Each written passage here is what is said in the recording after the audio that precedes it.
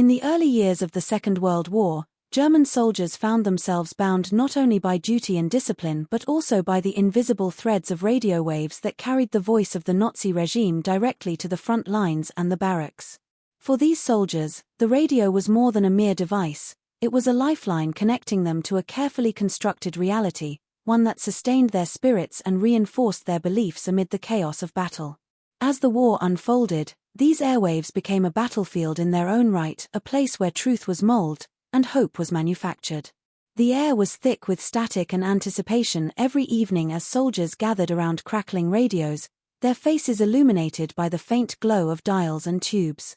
The broadcasts were meticulously scripted, a blend of news, music, and speeches designed to bolster morale and unify the troops under the banner of a victorious Germany. The Nazi propaganda machine spared no effort in ensuring that these messages echoed the party's core tenets: the indomitable strength of the Aryan race, the righteousness of Germany's cause, and the inexorable march toward triumph over the Allies.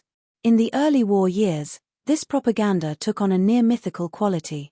Reports of German victories were broadcast with fervent enthusiasm, painting a picture of unstoppable momentum. Soldiers heard tales of heroic advances on the Eastern Front, the swift fall of France, and the resilience of the Luftwaffe in the Battle of Britain. These stories were not mere reports, they were anthems of pride that coursed through the ranks, reinforcing an image of German superiority that many soldiers embraced without question. The radio waves carried the voices of Nazi leaders, men like Adolf Hitler and Joseph Goebbels, who spoke in tones both commanding and reassuring, their words crafted to inspire unwavering loyalty and a sense of invincibility. For the average soldier, these broadcasts were woven into the fabric of everyday life. From the crack of dawn to the quiet moments before sleep, the radio was a constant companion, delivering not just information but a carefully curated worldview. The propaganda emphasized unity and purpose, reminding soldiers that they were part of a grand historical mission. It portrayed the Allies as a fractured and weak coalition, incapable of matching the might and resolve of the German people. This narrative served as a psychological anchor during the long, grueling campaigns, where doubt and fear might otherwise have taken root. Yet the impact of these broadcasts went beyond mere morale boosting. They formed the psychological foundation upon which soldiers built their understanding of the war. Inside the cramped quarters of bunkers and the muddy trenches, the radio's voice was authoritative and omnipresent.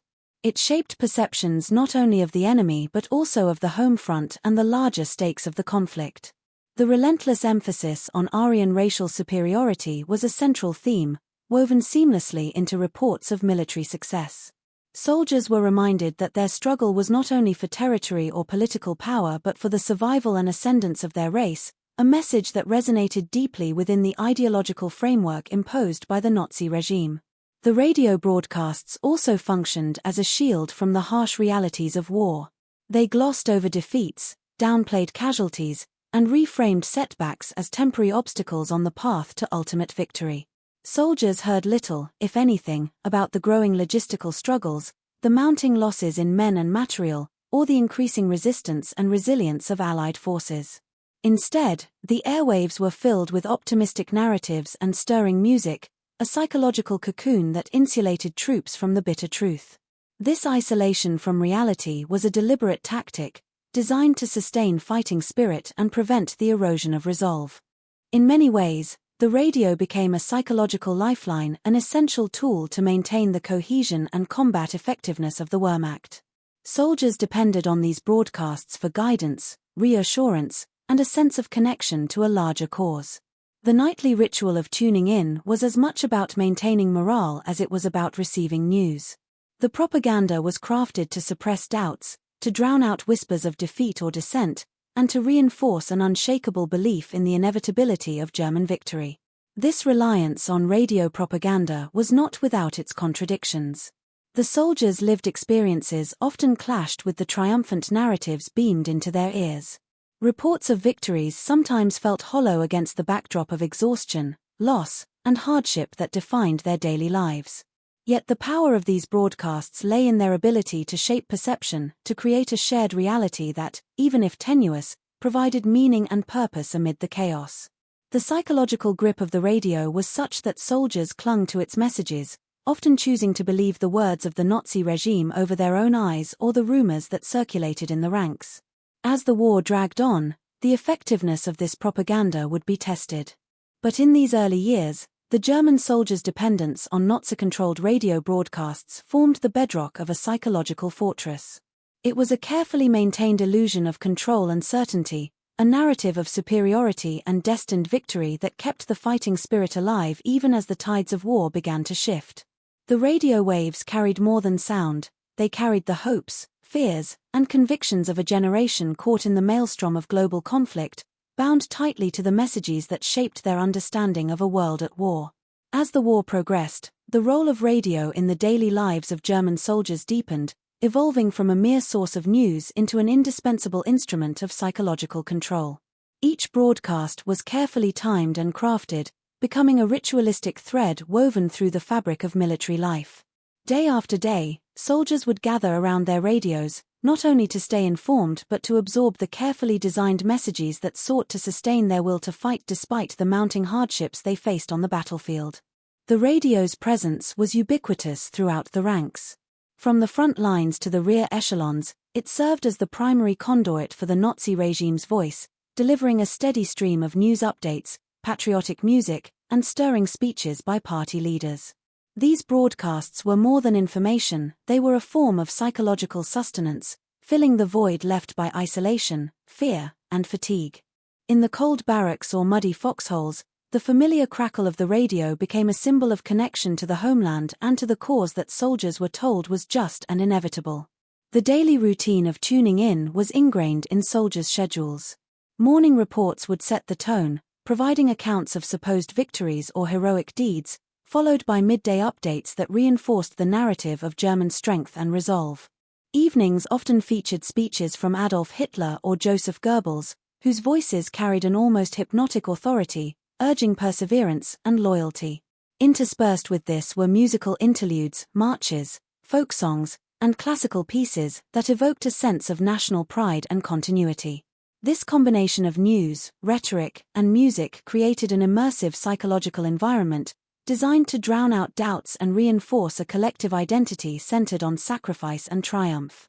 The psychological control exerted through these broadcasts was subtle yet profound.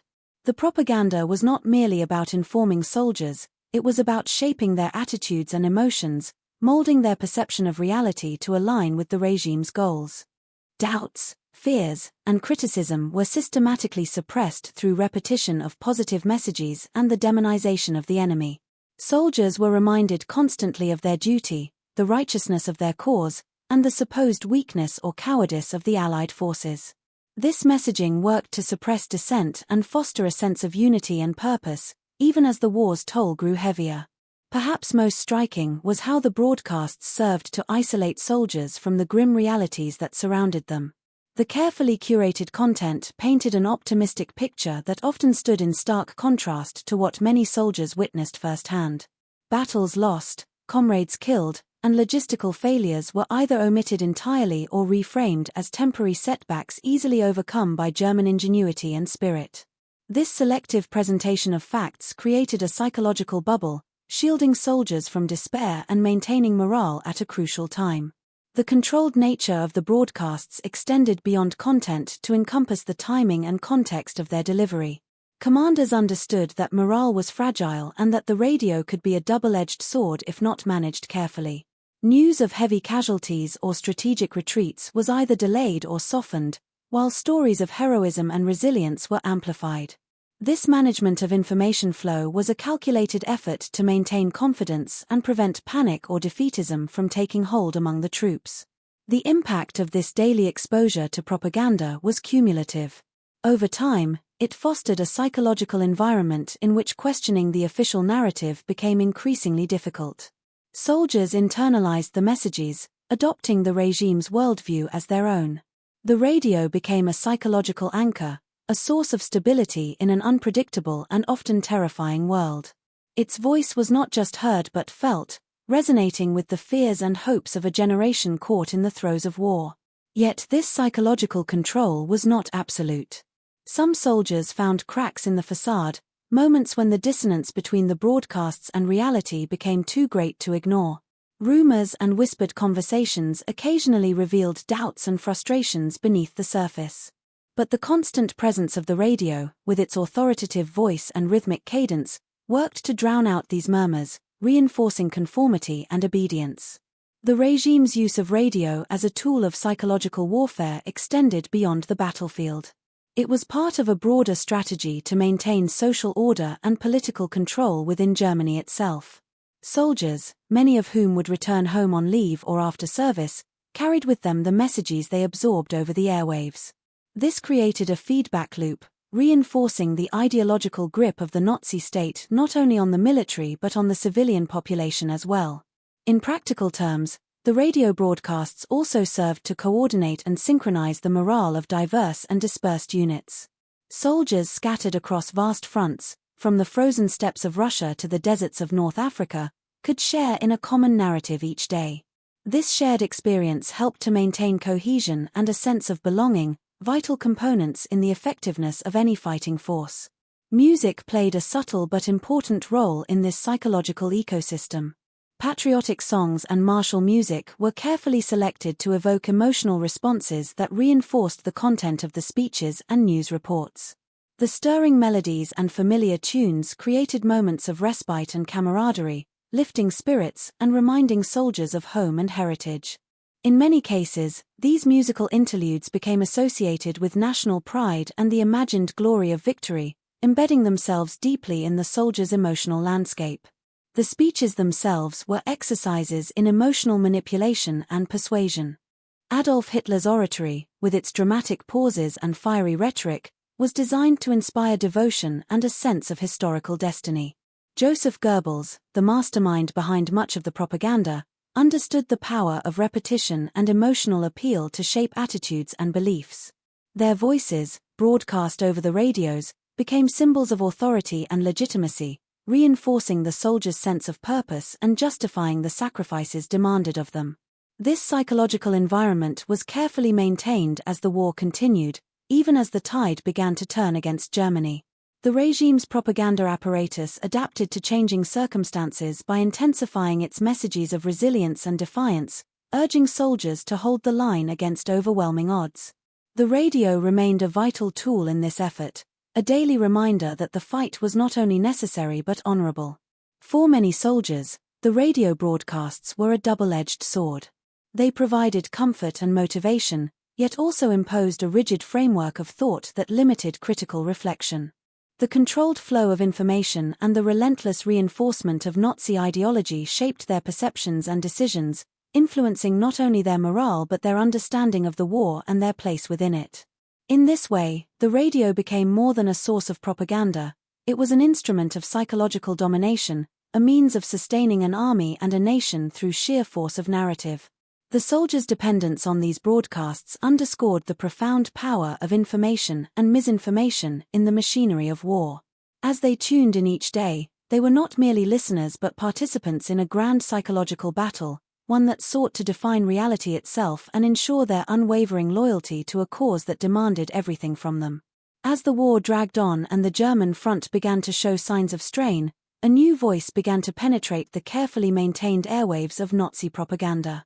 Beyond the controlled broadcasts that German soldiers had come to rely upon, Allied forces, particularly the United States, initiated a bold and unprecedented effort to reach the enemy through the very medium that had long served the Nazi regime's interests. Using shortwave radio, the Allies launched broadcasts aimed directly at German troops, seeking to shatter the illusion crafted by Nazi-controlled radio and to plant seeds of doubt and dissent within the ranks. The introduction of these Allied broadcasts marked a significant escalation in the psychological warfare that accompanied the physical battles on the ground. Unlike the official German radio, which was heavily censored and designed to inspire unwavering loyalty, the Allied messages offered a starkly different perspective. They presented truthful updates about the war's progress, countering the inflated German claims with actual Allied victories and the mounting losses suffered by Nazi forces. These broadcasts also carried messages encouraging surrender, emphasizing humane treatment for prisoners and appealing to the soldiers' desire for survival and peace.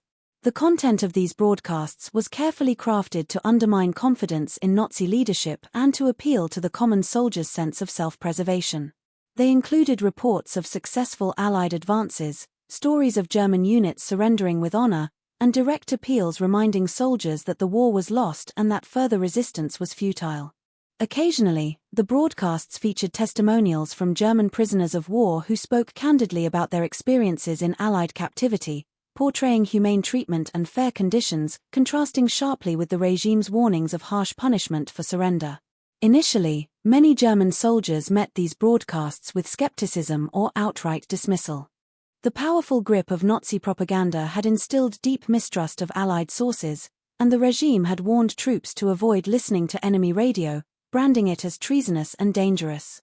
Yet curiosity often overcame caution, especially as soldiers found themselves increasingly isolated and hungry for truthful information amid the fog of war. Secretly tuning in to shortwave broadcasts, some began to notice discrepancies between the official German reports and the realities presented by the Allies. This exposure to alternative narratives created a subtle but growing fissure in the soldiers' belief system.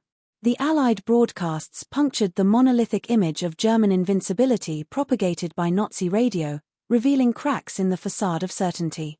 Soldiers heard of battles lost, of fronts collapsing, and of the overwhelming strength of the Allied coalition. These truths, once obscured or denied, began to seep into the consciousness of troops who were already grappling with the harshness of combat and the mounting casualties around them. The psychological impact of these broadcasts was profound. The conflicting messages, official German propaganda versus Allied truth-telling, created cognitive dissonance, forcing soldiers to reconcile opposing realities. This dissonance sowed confusion and fear, weakening morale and eroding the unquestioning loyalty that the Nazi regime had worked so hard to instill. The more soldiers listened, the more they questioned the narrative fed to them by their own commanders and the state. In some cases, this undermining of morale led directly to desertions and surrenders. Soldiers who had once been steadfast in their commitment began to reconsider their options, influenced by the promise of humane treatment and the growing awareness that the war was turning irrevocably against Germany. The broadcasts served not only as a source of information but as an invitation to abandon a hopeless cause and seek safety. Allied psychological operations officers understood that breaking the will of the enemy was as critical as winning battles on the ground.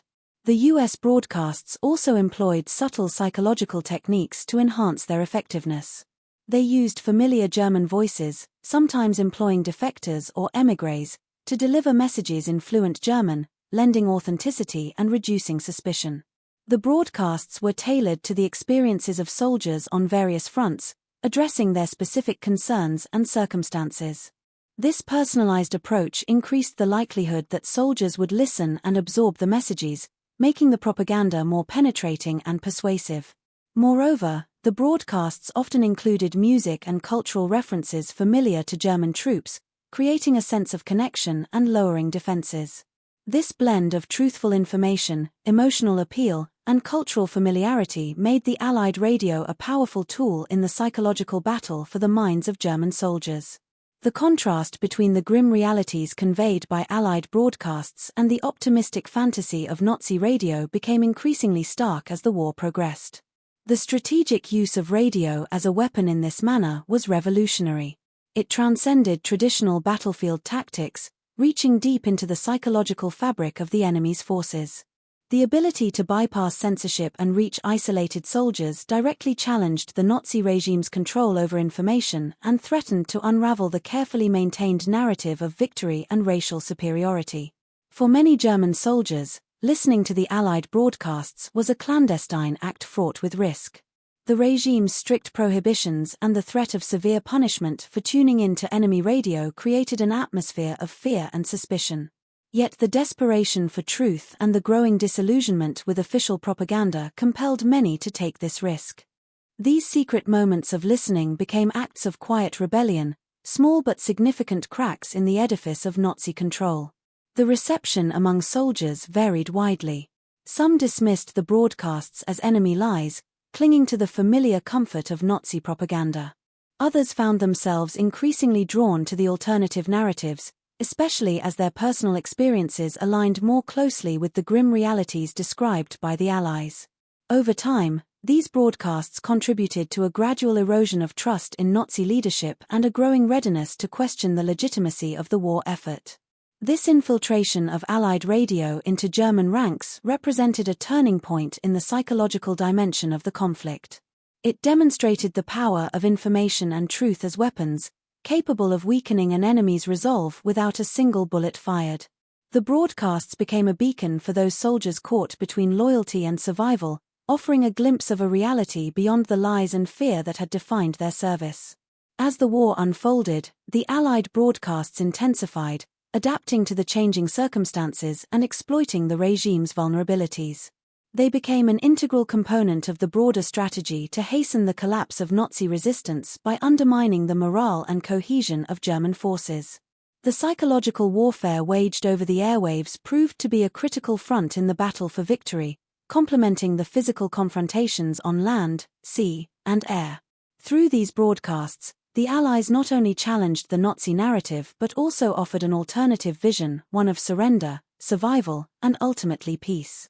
For many German soldiers, these messages would become a catalyst for re-evaluating their beliefs and choices, setting the stage for the profound transformations that would come as the war neared its end. The once monolithic soundscape of Nazi radio was now fractured, resonating with competing voices that revealed the complexity and fragility of the German war effort. As the conflicting voices of Nazi propaganda and Allied broadcasts clashed over the airwaves, German soldiers found themselves caught in a growing storm of doubt and confusion. The once unshakable trust in official radio reports began to erode, replaced by an increasing sense of disillusionment and fear. The psychological foundation that had sustained their morale was cracking, and with it, the cohesion and fighting spirit of many units started to waver. The erosion of trust in Nazi propaganda was a gradual but unmistakable process. Soldiers who had once accepted the regime's narratives without question became plagued by inconsistencies and contradictions. Official broadcasts continued to proclaim victories and the inevitability of triumph, even as first-hand experience and whispered rumors painted a bleaker picture. The arrival of Allied broadcasts, with their truthful accounts of German losses and Allied successes, only deepened this cognitive dissonance. Soldiers were forced to confront a reality that diverged sharply from the optimistic tales they had been told. This growing skepticism had profound psychological effects. Confusion set in as soldiers struggled to reconcile the two competing narratives. The certainty that had once given them strength was replaced by fear and uncertainty. Many soldiers found themselves questioning the competence and honesty of their leaders, wondering whether the sacrifices they were making were truly justified. The sense of purpose that had driven them began to falter, eroded by the relentless tide of bad news and the stark contrast between propaganda and reality. The impact on morale was severe. Units that had once fought with determination began showing signs of fatigue and resignation. The belief in an assured German victory, a cornerstone of Nazi propaganda, was increasingly replaced by despair. Soldiers grew less willing to endure hardships or engage in risky operations, their motivations sapped by the mounting evidence that the war was turning irrevocably against them. This decline in morale was not limited to the physical toll of combat but was deeply rooted in the psychological strain imposed by the conflicting information they received. Instances of defection and surrender began to increase as the psychological grip of Nazi propaganda loosened. Soldiers who had once viewed surrender as betrayal or cowardice started to see it as a viable option, especially when encouraged by Allied broadcasts that promised humane treatment and safety. The fear of death or capture was tempered by the hope of survival, a hope nurtured by the truthful and empathetic tone of the enemy's messages. This shift represented a significant break from the regime's strictures, which had long demonized surrender and branded it as treason. The phenomenon was not uniform across all units or individuals, but the trend was unmistakable. In some cases, entire groups surrendered en masse, influenced by the psychological warfare waged over the radio. These acts of defiance against the Nazi command structure were fueled by the growing realization that continued resistance was futile and that the promises of the Allied broadcasts held greater credibility than the regime's denials and threats. The regime's response to this erosion of morale was one of increasing repression and propaganda intensification. Efforts were made to tighten control over radio receivers, punish those caught listening to enemy broadcasts, and amplify the tone of defiance and resolve in official transmissions. Yet these measures often had the opposite effect, reinforcing the soldiers' sense of isolation and desperation. The more the regime tried to suppress dissent and enforce loyalty, the more some soldiers resisted internally or openly. Psychological warfare experts on both sides recognized the critical role that information played in sustaining or breaking the will to fight. The Allied broadcasts had demonstrated that undermining enemy morale could be as decisive as any battle victory. By sowing doubt and encouraging surrender, these broadcasts accelerated the collapse of Nazi resistance without a single shot fired in some instances. The power of words and truth had become a weapon in its own right. For many soldiers, the internal conflict wrought by these competing narratives became a source of profound psychological stress. The pressure to remain loyal clashed with the instinct for self-preservation and the growing awareness of their leader's deception. This mental turmoil manifested in various ways: increased anxiety, depressive symptoms, and, in some cases, outright rebellion. The once monolithic psychological control exerted by Nazi propaganda was fracturing under the weight of reality and Allied influence. The consequences extended beyond individual soldiers to affect unit cohesion and combat effectiveness. Commanders reported declining discipline and rising instances of insubordination, desertion, and passive resistance. The psychological disintegration undermined operational capabilities, making it more difficult to mount effective defenses or conduct offensive operations. The morale crisis became a critical vulnerability that the Allies sought to exploit further. The stories of soldiers who surrendered or defected under the influence of Allied broadcasts illustrate the tangible impact of this psychological warfare. Many recounted how listening to truthful news and appeals to reason gave them the courage to abandon hopeless battles and seek safety.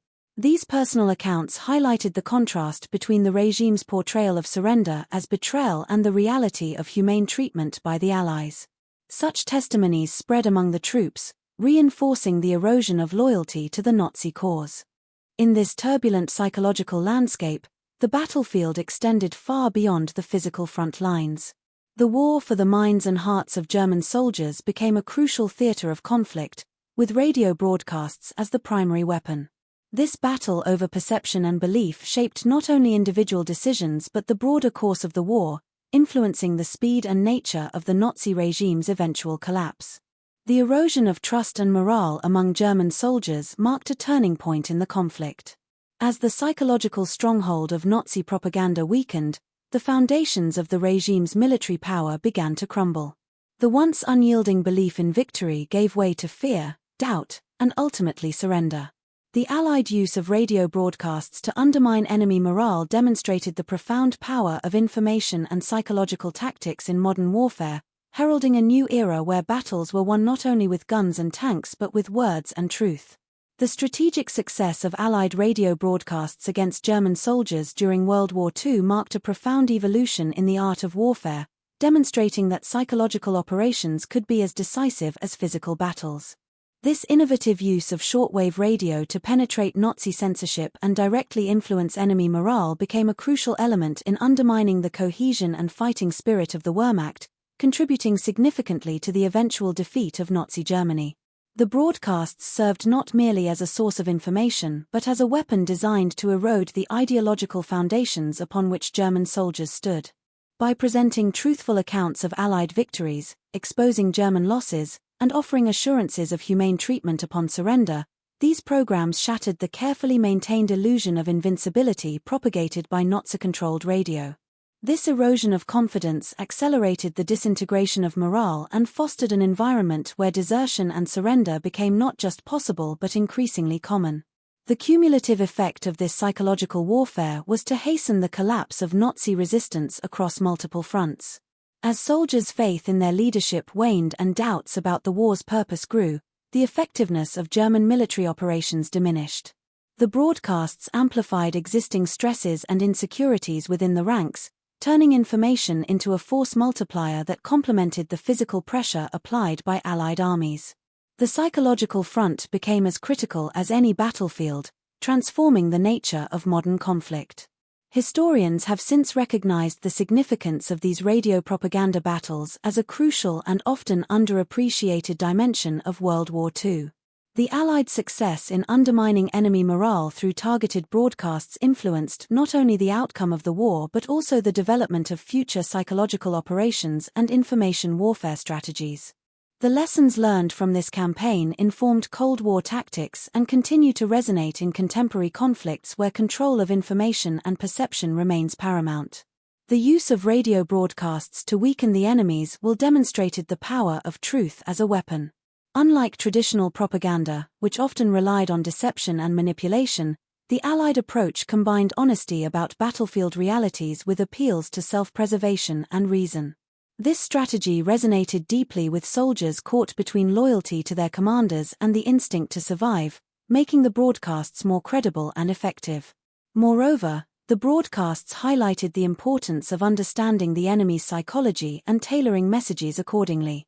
By addressing the specific concerns and experiences of German soldiers, such as fear of death, longing for home, and disillusionment with leadership, the Allied programs created a personal connection that transcended the impersonal nature of war.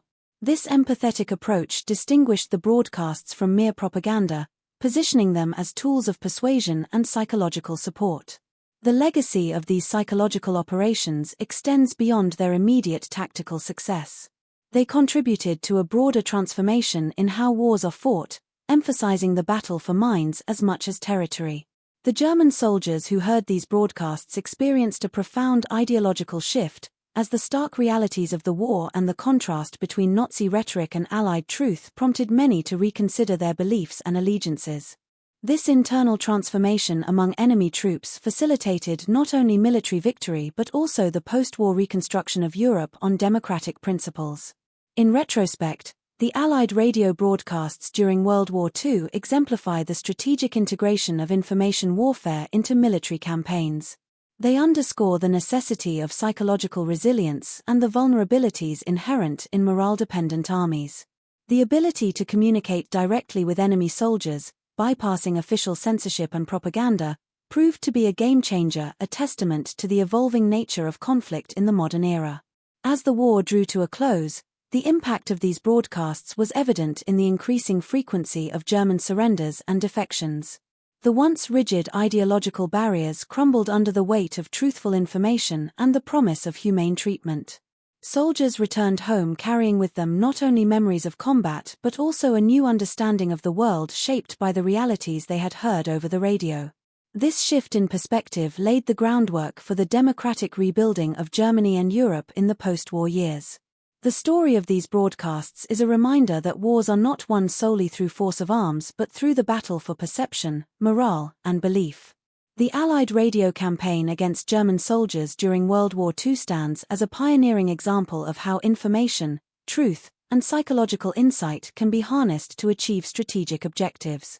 Its success reshaped both the outcome of the war and the future conduct of military and ideological struggles worldwide.